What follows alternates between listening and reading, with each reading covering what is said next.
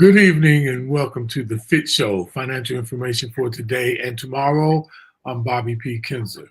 And I'm Thomas Doty. And we are the FITT Show, helping out people get their finances in shape. How are you doing today, Thomas Doty? Absolutely fantastic. It was 70 degrees here today. Wonderful day. Whoa, man, what a great day. I wish I would be down there play some golf, man.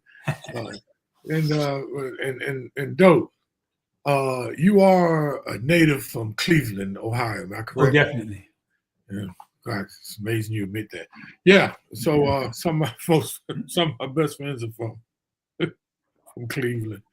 Well, welcome everybody. I'm glad y'all joining us. This is a show where we provide financial information and help that it lifts your boats and that you can increase your wealth and also, increase generational wealth. Matter of fact, our last show last week, which was our 183rd show, was called Creating and Maintaining Generational Wealth. And we hope that really helped you all because we always talked about personal wealth, but we want to talk about passing on to your kids and your kids' kids. But this week, we're going to talk about creating a financial safety net. That's an interesting term, though. We're going to really get in and break that down for people. But before we do that, I just want to remind you all we are not financial advisors. We're not licensed advisors, and we're not selling any products. But we do give financial information for all the people out there. Also, we'd love for you to please click on the like button. We've been getting a lot of traction. Thanks to everybody out there. I got to tell you, we've been picking up a lot of people, and welcome to the people around the United States of America and the people in wonderful United Kingdom. We have a lot of people, and that's about 1 o'clock in the morning there. So thank you all for staying up and getting information, because this information we have is just not exclusive to Washington, D.C. or United States of America. It's information that can be used in any country that you're in, and that's why we're financial educators and not advisors. So remember, please click on the like button, but even more so, to make this an interactive show, we like for you to put comments in the comment box. If you like to comment on anything we're talking about or have an opinion about something, or you have another issue you'd like for us to talk about, if we can talk about it on this show, if it's too far off, we can definitely talk on another show. But please use the comment box. That really gives us access to a lot more people. That's how the algorithms work in Facebook. And make sure you share this and go on. And a lot of people are on YouTube under the FITT Show, FITT Show, capital letters FITT, and subscribe and share that to you all, because we gaining a lot of people, and we thank people that are coming on and joining us, and we just hope to provide you more information. As I said, today is our 184th show, Thomas Doty. That's a lot of shows. The only time we wasn't on was really main holidays like Christmas and Thanksgiving, I think. And your heart surgery. Oh, dang, dude, I forgot all about that. And I did. And yeah, you're right. That was, wow. That was 2020. That was 2022. It's the end of 2022. Wow, time is moving fast. So with that, you all, thank you all. Like I said, today we're going to be talking about creating a financial safety net. And we're going to talk about what that really means, because that's a loaded title. But before we get into that, we always start this show off with the stock market update. And our wonderful stock market updater is Mr. Thomas. Hey, Doty, what's your middle name? Kenneth. I never knew that, Doty. All the time I knew you. I knew Purnell. Ain't it Purnell? It so is, Doty. Good memory, boy. You're both getting old, but that memory's pretty good. Doty, Kenneth, you don't even look like a Kenneth. Well, you don't look like a Purnell either, but we won't get into that. We even then. Now, let's hope the system is good to us today, Doty, and let us share our screen so people could see what we're talking about.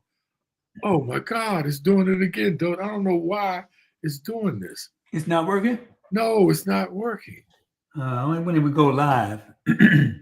Here we go again. Yeah. It seems like I gotta find out to capture different screen. The bronze cannot access the screen. And they've been changing the what's the word? Program. Yeah, and cost for stuff, right? They might be trying. Anyway, I can talk to it. Good. It's been a really eventful week, but the market hasn't really moved that much. The S&P is stayed pretty flat. It was only up 13 points. The NASDAQ was up 110 points. That's about 0.5%. So not really much movement. Now on the stocks I own, there's been a lot of things happening with them. Microsoft stayed flat. It's about 416. It's up 1 point over last year. Brady stayed flat. Apple took a big hit. Started last week with their earnings, and some of it is some of the stuff that's going on in China with the tariffs, and plus they're losing share in China to some of the domestic phone makers, and also their iPhone sales in total are going down year to year. They're down about 1%. The good news is that their other revenue, not from their iPhones, some of their internet activities, was up actually 14%. So that was a good sign. So right now it's kind of been a state of flux with Apple. Not sure how it's all going to shake out. I'm holding on though. I think eventually people will start using their AI. I think that's part of the problem. They're releasing their AI, feature on the phones kind of piecemeal and as they go. So it hasn't really caught on, hasn't really caused a big jump in iPhone sales. So that's where we are with Apple. HP is flat, hasn't gone up or down. Nvidia is up about $4 or 4 points from 125 to 129. Google took a big hit. They're down 10 points. They were at 203. They're down to 193. That's about a 5% drop. And it was actually worse than that at one point. And what happened, they announced earnings, and their top line and bottom line were both very good. But their guidance for the rest of the year and the amount of money they are spending on AI kind of shocked the whole investor community. And so their stock took a big hit a couple of days ago when they announced earnings. Pfizer dropped a point, and I have a new superstar. My new best friend is my stock Palantir. That's that AI company I told you about. I bought it at 70. I'm sorry, I bought it at 70. Last week it had gone up to 81. This week it jumped 30 points. It's up to 111. So I'm up a cool 58% on that stock in the last couple of months. So that one's doing really, really well. I'm not sure how far up it's going to go, but I'm going to hang with it for a while and hope it continues to take off. It seems like they have an in with the White House and some of the activities going on in AI with our federal government. So that's why it's growing. But it has grown tremendously over the past, say, 13, 14 months. As a matter of fact, last year, it was the biggest increase, or the stock that had the largest increase in the whole S&P. So I thought I may have gotten in too late, but doesn't look like I got in too late. I'm up 40 points, and I started at 70. So I'm doing okay. So all in all, the market's still in a state of turmoil. A lot of what's going on in Washington, D.C. is causing a little bit of nervousness. And I think it's going to be that way until things kind of settle down a little bit. There's still some uncertainty with interest rates. And I kind of think, and this is just Thomas's opinion, I kind of think the Fed is holding off on doing anything until they see the ramifications of what's going on in D.C. because a lot's going on there. We're not a political show, so we won't talk about that. But it's really playing havoc with the market. Not sure if it's good or bad. Just thinking there might be a big tax cut coming down the road, which is what he did before. And I won't doubt that another one will come through. So there's a lot of uncertainty right now, and that's reflected in the market. And so the broad markets were pretty flat, but you had a lot of activities with people announcing earnings between Google, Apple, things of that sort. So just kind of hang tight and see how things shake out. Well, like we say, it's all about the long play. Did you buy any of my Palantir, Bob? No, I didn't. You don't trust me, huh? Well, I trust you. Just that you got to have the money to do it. and the other thing too, though, I was getting I already had an AI stock in I forgot what it is, SMC, Super Micron computers, and I got NXP. So I thought I was already saturated in those particular semiconductors and AI stocks. So that's the other reason why I was a little bit skeptical of getting into it. Yeah, well, before you do Bitcoin, I got to do my PSA. Okay. I got my taxes done and out of the way, filed and accepted. And I'm hoping you all are getting your taxes done and out of the way. You got to do it. No use putting it off. Get them done. Get it behind you. And my son filed last Friday or last week. He got his return in 4 days. So that's another quick way to get your hands on some money if you do a refund. And even if you owe, you can file your taxes and you can post date the payment. You can set it up if you use TurboTax or any other tax software. You can set it up to not pay until tax day, which is April 15th. So get those taxes done.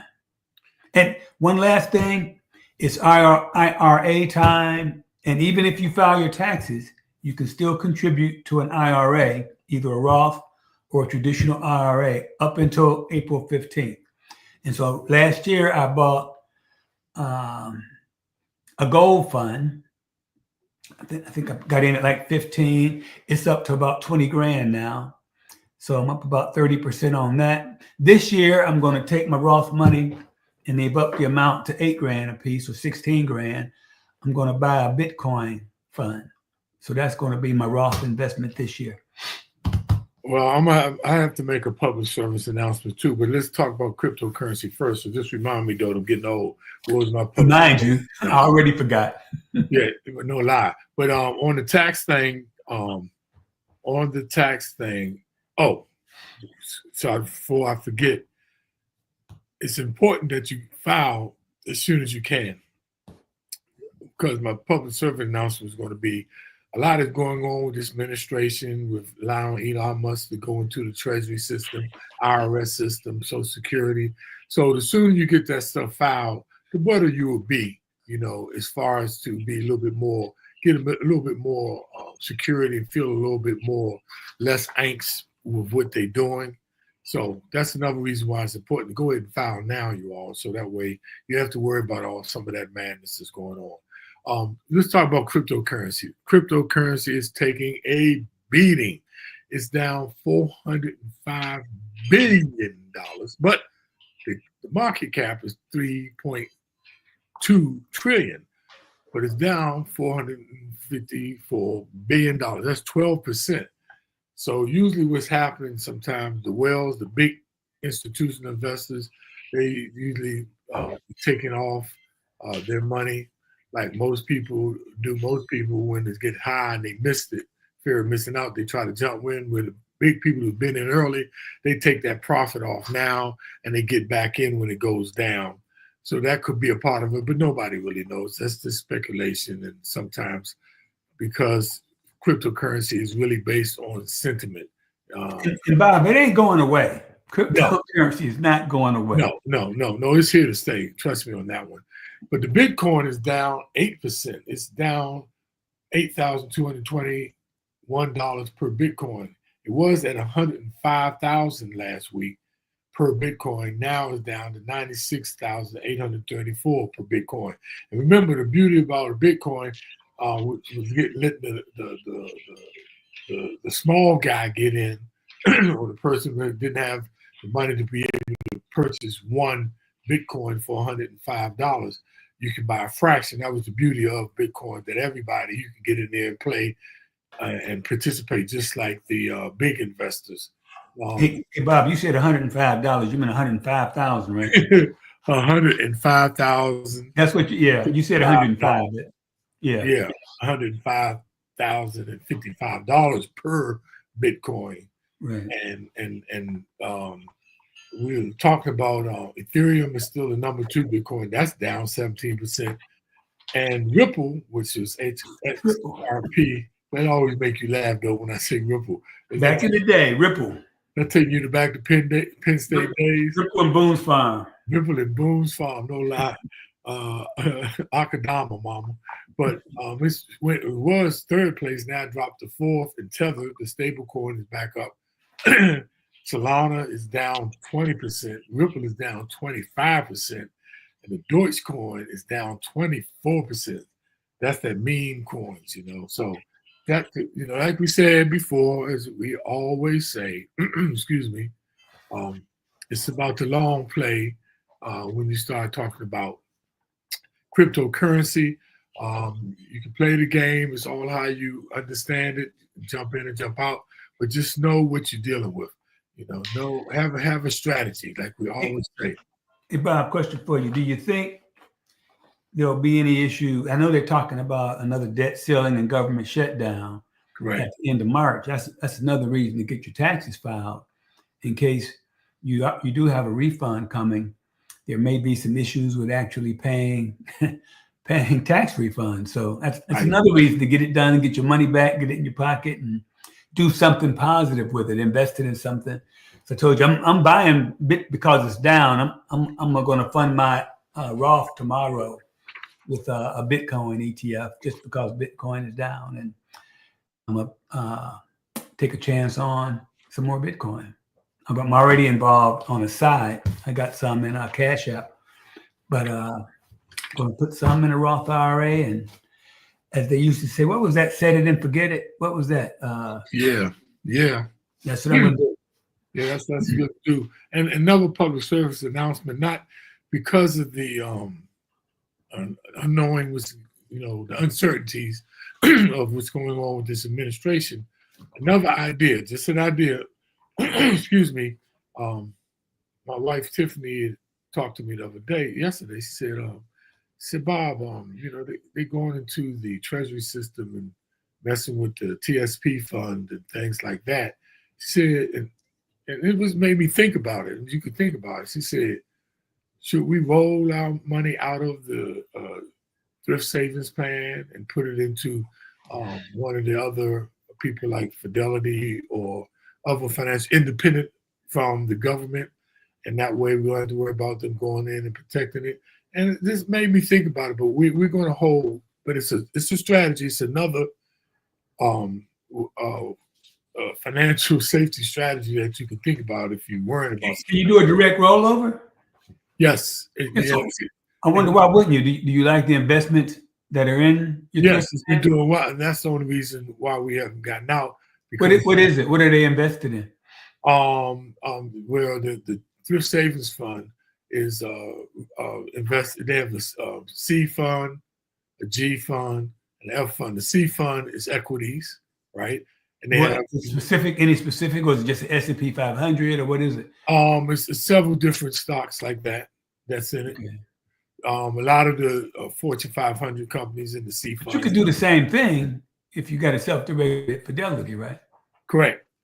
Okay. Now, the only reason why, when you retire, they give you these financial advisors that talk to you about rolling it over. Is the only advantage is if your funds that the T. Rowe Price and FDIC have 2 401k plans. They also have T. Rowe Price matching at 5%, and they have the thrift savings plan, the government plan. So the only thing was, though, the issue was if your funds wasn't performing, it made sense to get out and go into somebody like Vanguard or Fidelity. And the selling point was they have way more choices. More options, right. More options. But I'm like, if I'm doing well with what I got, why do I need more options, right? But now it makes you think, like, with all this tampering with the system, you mitigate all of that if you get out and roll it out into an independent financial institution. You don't have to worry about it. But only for retirees can you roll it out. And you have 60 days, though, to do it. You have 60 days to put it someplace else. Without getting taxed, right? Yeah, and if you do that, you want to do a direct rollover. You don't want to take the money out, because if you take the money out, they're going to withhold 20%. But if you do a direct rollover, they'll take all the money out of one fund and put it in another fund. But if you say, I'm going to take it out and do it myself, they're going to withhold 20%. Right. And you got to come up with that 20% to deposit the same amount. Right. Or if you're retired, you'll have to pay taxes on it. If you're not retired and do a rollover, you'll have to pay a penalty and taxes. But you don't do it. But you cannot. If you're still working, you cannot roll it over into. Right. If you're not retired. If you're not retired, you cannot roll it over to another fund. But if you are, you do have that option, and you have 60 days. So that just wanted to throw that out there as a public service, some things, since we talked about the financial safety net. But let's get into our topic then. What does that mean? What does that really mean? A financial safety net. Yeah, and as I've lived and I mean, I've been making money since I was 22 years old, and when I first started working, and always had some sort of budget, some sort of mechanism to try to keep my money straight. And as I look back over my life, I think about all the crazy, unexpected events and money drains that happened, some anticipated, some not anticipated. Kids was an example. There's no way you could budget for kids when you have one for the first time, because you think about how expensive it is, and and it keeps getting more expensive. You keep waiting for it to get cheaper, but it never does. And so you're going to get surprises in life. And if you can be somewhat prepared financially, it can put you in a much better position for building wealth.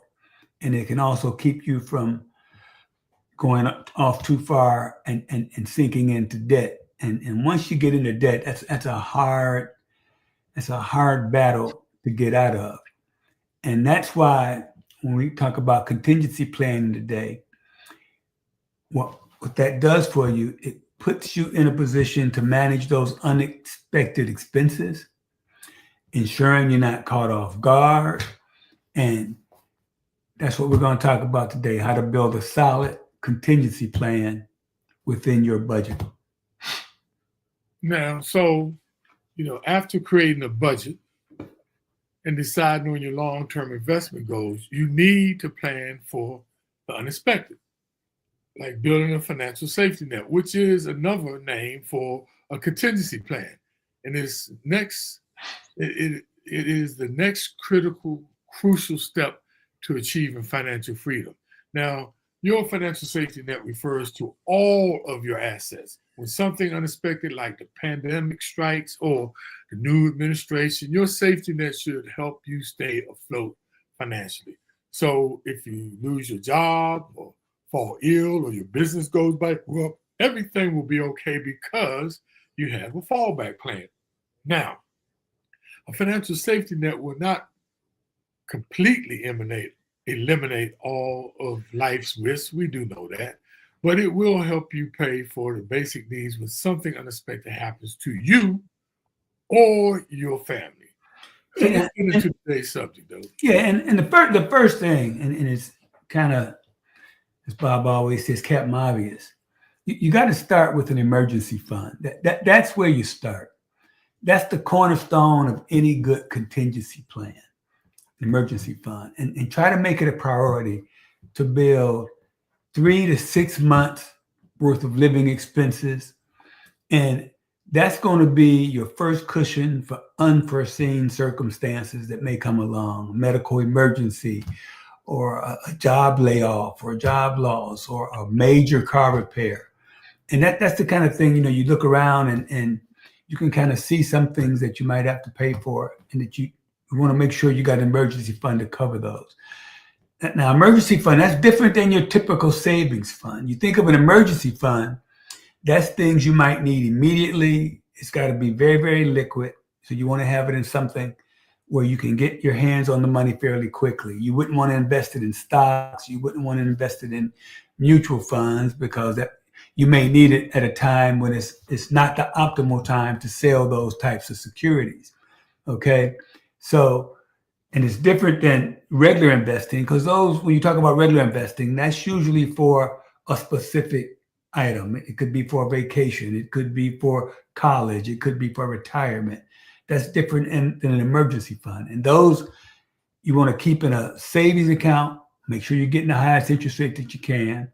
And so if possible, start some little automatic savings mechanism to put money into a high yield savings account each paycheck to put money away specifically for your emergency fund. And I'm telling you, if you just start doing that, even if it's just $20 a paycheck, but increase it over time as you get raises, as you lower other expenses, you can put a little bit more money there. And then before you know it, you'll have enough, you'll have that 3 to 6 months cushion built up. Then you can kind of, again, set that and forget it and go on and taking that money you have been putting in there and then putting that into other investments. Now, another financial safety net type of concept is identifying the potential risks.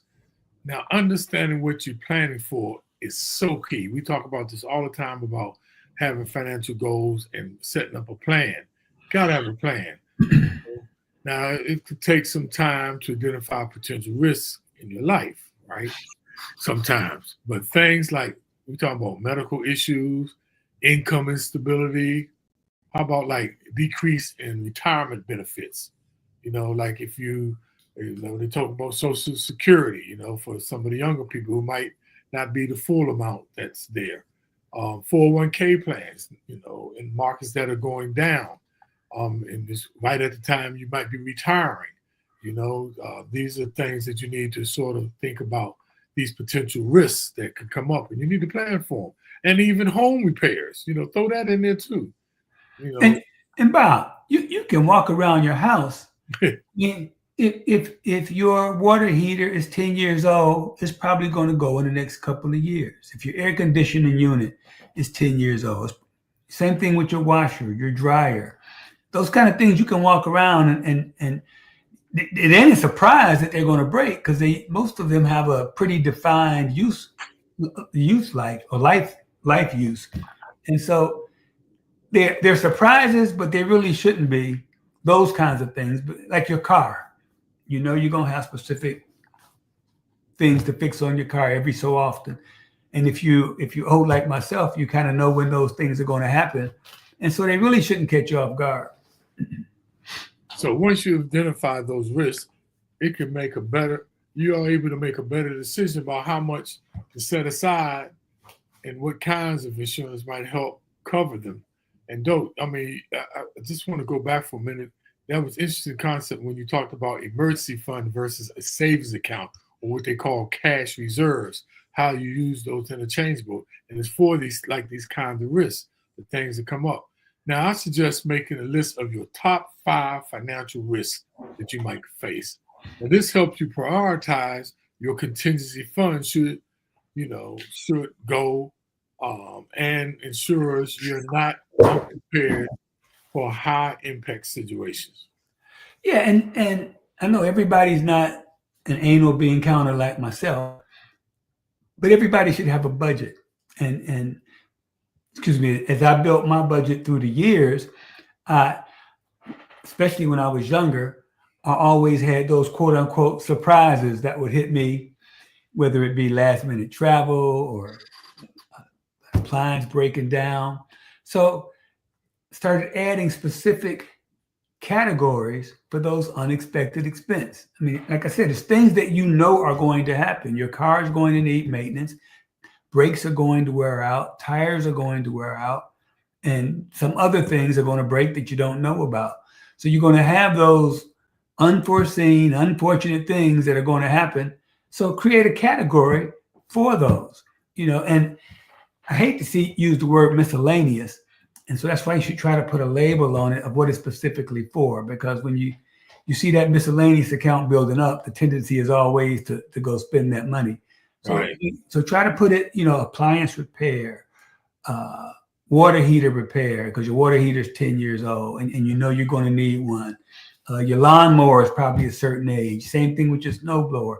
Those are things that are going to break eventually. Nothing lasts forever.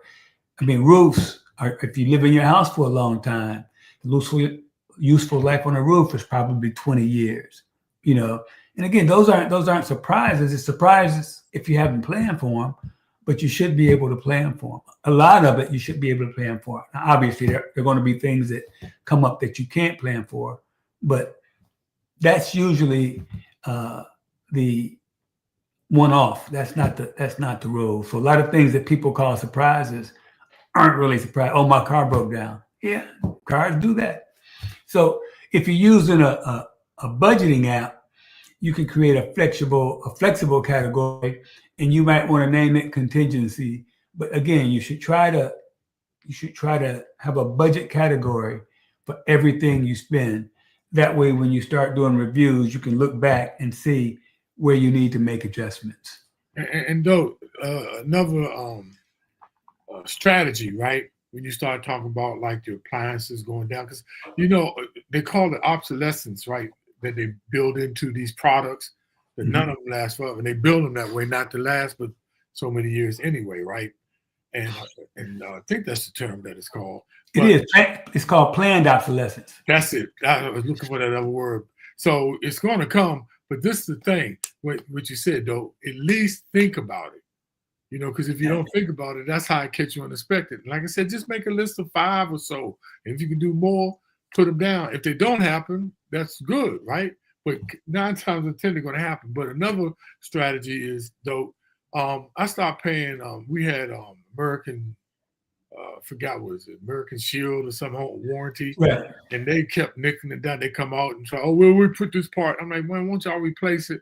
And they keep making. Then they'll eventually replace the whole, refrigerator. So but we've been paying these premiums every month.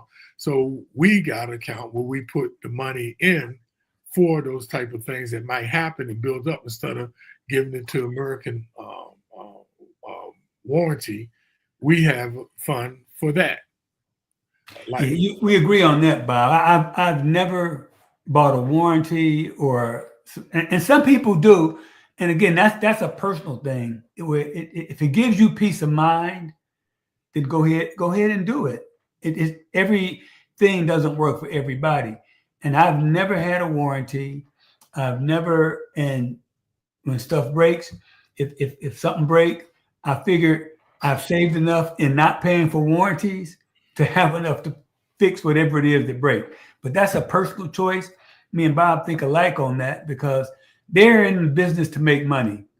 And so that kind of makes me think what they're charging you, I can do it better by myself. So I've never gotten a warranty. But if that allows you to sleep at night, then they'll get you a home warranty. That way you know what you're paying every month. You have certain things covered. Same thing with a car warranty. I've never bought an additional car warranty. Well, mostly because I don't keep my cars that long where they don't get out of warranty. But I would never buy one anyway. I had a couple cars back in the day that I kept for like 10 years. And I still think I came out ahead by not having bought that extended warranty. But some people do, and it gives them peace of mind. And we always talk about you got to find what's comfortable for you and what works for you and what allows you to sleep best at night. So that's what you do. And though, like to give you an example, that car show with Ice-T, now they got Vivica Fox, and then when you go to make the claim, they tell you, oh, it's only on the ejaculator symmetry valve, stuff you ain't never heard of. So that's the reason why I did it. But I just want to bring that up. And though another unexpected expenses that we don't think about, like, the child going to a summer camp. Sometimes we don't put that in the budget, or it's a dance competition, or even AAU games. We don't put those. So this is what we're talking about. Make a list, and it will better prepare you and you know how much to save to put in the emergency fund, to put in the savings, and how much money you can put in investing. I want to talk now about diversifying your savings, right? Um, you talked about it, though, having a primary emergency fund or savings account, or another name for it, they call it a cash reserve fund, which is essential, right? You can also set aside money for smaller, predictable contingencies. For example, you can have a separate account for your home maintenance, what I was talking about, and another for personal development, like courses for certifications, that you want to go back to school for, you want to do something like that. You can do the same by creating multiple saving buckets for different goals or emergencies. This way you don't have to tap into your core emergency fund just for smaller planned expenses. It's no one idea fits all, but we just give you some possible ways that you can help. And we always talk about building wealth. It takes effort and it takes time. And this is one of those things that you don't have to do every day, every week, every month. But a couple times a year, you ought to sit down and try to plan your expenses and figure out your budget and make sure you're on the path that you're going to end up where you want to be, as opposed to just ending up where things take you. So you got to take some time and put into building wealth and understanding what your contingencies might be and planning for those. Another way to make sure your contingency plan is solid is to make sure your insurance is up to date and is accurate, because that can play a crucial role in your contingency plan. If you look at your health insurance, your rentals or home insurance, your auto insurance, you need to review those and make sure they cover the major risks. For example, a lot of home owners insurance, their basic policies do not cover sewer backups. And they're usually levels of insurance. You can get something that's called all risk that covers everything. And then you start getting, and I'm not talking about natural disasters, but you want to make sure you have an all risk policy on your home insurance to make sure it covers anything that happens in your home. So make sure you review your policies to make sure what your coverage limits are. I personally have very high deductibles on both my home and auto insurance. I think it's like $1,000, and I may even raise it this year to $2,500. And again, it's one of those things. You take $1,000, $2,500, you put it to the side and say, okay, if I have a car wreck, this is going to handle that deductible. And another thing that's really crucial, in a lot of places, home values have been increasing. So make sure your insurance policy is keeping up with the value of your home. A buddy of mine who had a friend in Altadena where they had the wildfires, and they had their house insured for like $600,000, but the Zillow on the house was like 1.4 million. So that gets into that rule we talked about. I think it was the 80-20 or 60-40 or something like that. 80-20. Yeah, you got to make sure your home is covered for what it's worth, not for what it was when you bought it, but for what it's worth. And home values in most cities have been increasing at a very fast rate. So make sure your home is covered for its true value. And with your car insurance, make sure you have adequate coverage, that you don't get called. If you have a kid driving, you may want to get an umbrella policy on top of your regular auto policy to cover any risk of your teenage son or daughter running into a tractor trailer that's carrying Mercedes Benzes, and your your car insurance has a limit on what they cover. And so an umbrella policy sits on top of that. And if the liability exceeds what's in your car insurance, that's when the umbrella policy steps in. And they're very inexpensive. They're not. I was getting ready to say that though. Yeah, It's very inexpensive. Yeah, they're not crazy expensive. But again, that's something you might want to consider to make sure you have adequate insurance, that you're covered for anything that may happen. And so you can keep your contingency plan tight. And Dope, just want to remind people, the piping from your house to the street is not covered under your homeowners. Most people, it's not covered. Right. Like you said, the sewage, but I'm talking about not just the sewage. I'm just talking, the piping from your house, the water pipe and the sewage from your house. That's why when I pull up to my street and I see a person's whole yard dug up, and that's not covered. So you might want to consider, making sure, like in our area, it's Home Serve in Prince George's County that covers that kind of stuff. And it's not that expensive. It could be like $90 for the year and stuff like that. It's not bad, $100 for the whole year for the cover. But and I'm just seeing it in my yard, in my neighborhood, I saw about 3 or 4 houses because our houses are older. And then when it gets cold and people didn't turn off the water valve to the outside hose valve and it frees up and bursts, stuff like that's not covered. So yeah, and that's another thing. And again, it's another thing to do is doing the maintenance things to make sure some things you can control some of those contingencies. Like if you live in a very, very cold place, maybe leaving a drip of water going or insulating your pipes. So it's not only saving for contingencies, it's doing the things necessary to avoid contingencies, keeping your car maintained so you don't have a big expense, keeping your tire rotated to make your tires last longer, doing the maintenance things to your house to make sure it lasts as long as you should. So those are the things that you need to do to to maximize or to minimize the amount of money you have to pay. But number 2 is ensure you don't have that big charge because you fail to maintain, whether it's your car, your house, your lawnmower, your snowblower, or whatever. That's why we call it Financial Safety Net Show.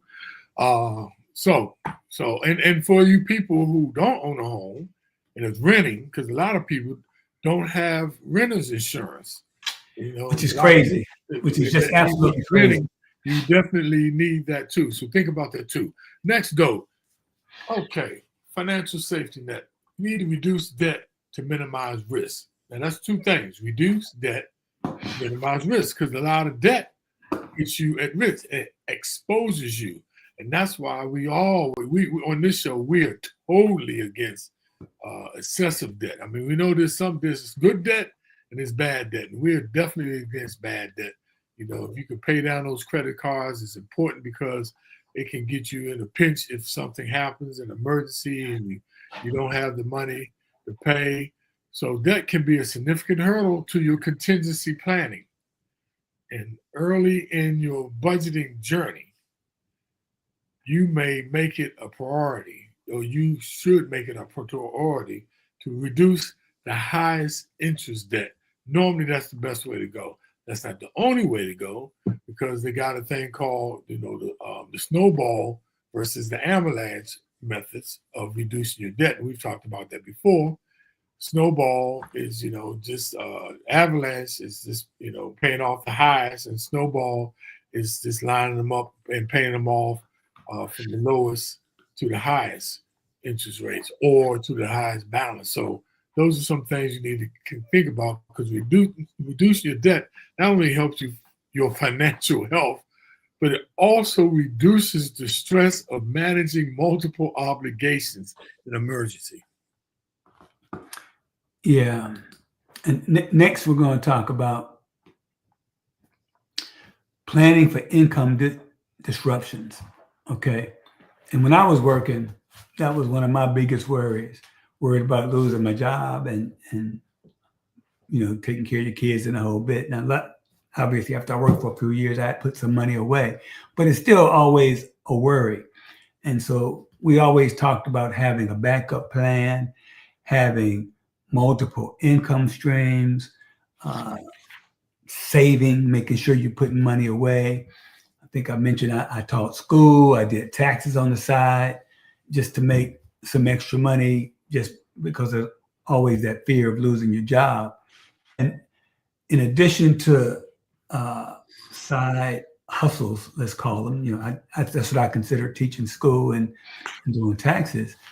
I also work very hard to develop my skills and create a situation where it would one, make sure I could do the job I was doing very well, but two, prepare me to be able to find a new job if I lost my other job. So in addition to side hustles, make sure you continue to develop your own skills to minimize your losing job and to maximize your effort to find another job if you can. And so that can help you be financially secure if you don't have to worry about losing your job, or if you lose your job, you can find another one easier. Or if you have multiple streams of income, that's going to obviously enhance your overall situation. Now, this next one, me and Doe talk about this all the time about your financial plan. And it's even more pertinent to your contingency plan or your financial safety net. Review and adjust your contingency plan regularly. Now, I've learned that a contingency plan isn't just a set it and forget it, like some things we talk about. It's part of your budgeting. Life changes, and so should your plan. Now, I review my budget and contingency funds quarterly to ensure that they align with my financial goals and current risks. Remember, all planning is about, goals, horizon, and risk. And you may make sure that all those things are aligned so that you are secured and you have the financial security that you need. Now, I suggest setting a reminder to review your plan periodically. I don't care if it's once a month, quarter, semi-annually, or at least once a year, but just put it down in your phone. And with electronics now, you can plan it out for any interval that you want. Adjust savings goals, insurance coverage, and expense categories as needed to stay prepared. Yeah. So to close it out, contingency planning has been a crucial part of my personal budgeting strategy.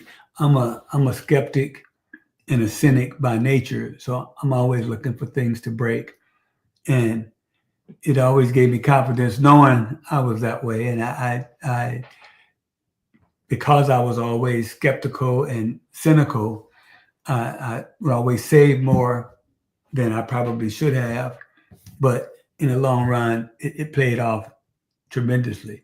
So whether you're just starting the budgeting journey or you just refining what you're doing now, if you take proactive steps that can help you build wealth, and it's important to build wealth, but it's also important to protect your wealth once you build it. So try to get into budgeting, but also take that next step. Develop a contingency plan, start an emergency fund, take the time to look around and think what might be going on in your life that may cause you to spend some money in the next couple of years, and create a plan to meet those expenses. That's once again, though, that's 20 pounds of information in a 5-pound bag. So let's go to the summary and takeaways. Man, I'm not able to show them again, you all. We're going to find out what's going on with the technical difficulties, but I'm sure it's probably something to be about taking some extra money out your pocket. And you see, though, once again, a live situation. We didn't plan to do this, and we're going to have to pay extra to get this done. Contingency planning. But the first one is consider all your possibilities, you all. I'm talking about life-changing situations, seek advice. I want to tell you a situation. You should always keep some cash at hand at home. you know, and I hope you got some kind of small safe or something you can keep it in, or, you know, don't keep it on your pillow, especially if you smoke. You might, you know, if the bill fired off, the savings will be gone. But for a lot of people didn't understand in 2008, the economic downturn, that the FDIC, the Treasury, the Federal Reserve, and FDIC were the three-legged prong trying to solve the economic downturn, and the lending, the Fed rate between banks almost went to zero, and banks couldn't lend to each other, and they were going to freeze ATMs. Can you imagine that, though? You go to ATM and wouldn't be able to get any money out. So they didn't do it. They saved the day. Sheila Beer for the FDIC, they don't give them enough credit for what they came up with, was a contingency plan. It was called the Temporary Liquidity Guarantee Plan, which was a contingency plan, and it saved everybody. So that's even more the reasons why, you know, you should have some cash in the house in case some things may happen, and at least the cash can carry. And we don't have to be a lot, but, you know, have some cash in the house just in case as a contingency plan. And number two is identify potential risks. You know, like I said, take the time to, you know, spend some time, you know, stop scrolling for a couple of hours, stop scrolling on social media for a couple of hours, and spend some time figuring out what things may come down the road that you may need to face from a financial perspective. What things you can you will have to pay for, what things are going to wear out, what things may occur. You know, stay on top of your career, stay on top of the industry or business that you're in, to see, you know, maybe you may know of job cuts coming, and there are things you can do to prepare for that. You know, stay on top of your medical situation so you can try to minimize medical emergencies. I mean, some of them, sometimes life just happens, but you know, get a workout plan, make sure you're working out, eating right, and getting your rest. Try to keep your medical expenses under control. So look for ways to try to determine what may happen and control it as best you can, realizing that some things are out of your control. Try to control what you can. The next one is create a realistic budget. What I mean by that, you know, don't make it just some pie in the sky things, or, you know, make it too out. Just try to make it as close to, you know, your real life situations as you can, because that will help you be able to mitigate any kind of emergencies or things that come up. But just create a realistic budget. Be honest with yourself. And some people, you know, under budget. In other words, they don't budget for some things. So that's also mean about be realistic, because I don't think you can ever over budget, because if you over budget, guess what? You got some extra money. Next, to protect your wealth. One thing to build wealth, if you don't protect it, you're kind of going backwards. Insurance, and make sure you got the right insurance, the right amounts. Try to reduce your debts. That's another thing that can destroy your wealth. Interest payments can eat away at you, because the interest rates that you're paying are usually much higher than the interest rates that you're earning. So, and try to minimize risk where possible. Like I said, take the time and do maintenance on your house, do maintenance on your car, do maintenance on yourself, to keep those things running as they should and minimize the costs associated with those things. And the last one is review and adjust your contingency plan regularly. You cannot do it enough. Like I said, put it in your calendar so you remind yourself, because you know, life changes. Lives have changes. So be able to adjust, because one of the biggest things that people don't handle too well, though, is change. And one thing that is constant is change. So make a plan to regularly check your plan, and don't be afraid to adjust it, to tweak it here and there. If you don't need to, that's good, but don't be afraid to check. So with that, just want to give roll call to all our wonderful, wonderful, fine viewers, my sister Linda, Nolia, and Gloria. And Doe, I gotta tell you this, I gotta stop for a minute and give them kudos, right? Because yeah, even Linda now is a single woman, and Nolia and Gloria, and they've been doing that for some time. Nolia and Gloria is single, and they are some of the greatest budgeters. Man, I'm telling you, they squeeze a penny so tight, they have Abraham Lincoln jumping off the penny. But they all three of them are really good, man, with their money, man, and been budgeted. So I just want to give that kudos to my wonderful sisters for what they've done with their kids and teaching them by example, by watching what they do. Want to say shout out to Rodney L. Madison C. Rodney, trust me, we're going to have you on, man. We're going to have you on soon to talk about the note experience, holding mortgage notes. But thank you for being on. Thank you for the comment about me going to London. You put in the box. I will be going to London March the 5th through the 17th for the London Book Fair. My book has been in it. So thank you for that comment, Rodney. And my wonderful, wonderful niece, Yvette Kinzer. What's up, Yvette? Better known as she hates this though, because you're what, 50 years old? But her name is Bun Bun. Why you doing that? And look, but she gonna get me back because she gonna put it in probably. She called me Uncle Alf. I don't know if you remember that show with that character named Alf. She called me Alf. So I know you're gonna get me back. But thank you all, Joanne Modestein down there in 65-degree weather, South Carolina. Garnett, it's always a pleasure. Always a pleasure seeing you, my dear. Thank you for staying on. And Dope, the quote of the day is, "You're too smart to be the only thing standing in your way." I like that. Oh, I'm 2 for 2 in a row for you, Dope. I think that's a compliment. That's 2 in a row, my brother. Thank you. I think you are far too smart to be the only thing standing in your way. And that's the truth, Dope. And that's what we talking about. Contingency planning and financial safety net. Do it, y'all. Just want to remind you all, we're here every week at 8 o'clock. Please share and go out there and subscribe on YouTube. And remember, just don't listen to the information. I hope y'all take notes, write down. And one of the things we're big on is application.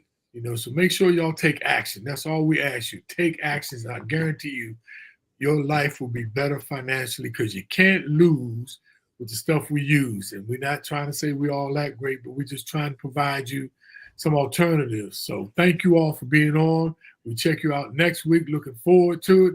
And what would that be, though? Wait a minute. Next week is the 13th.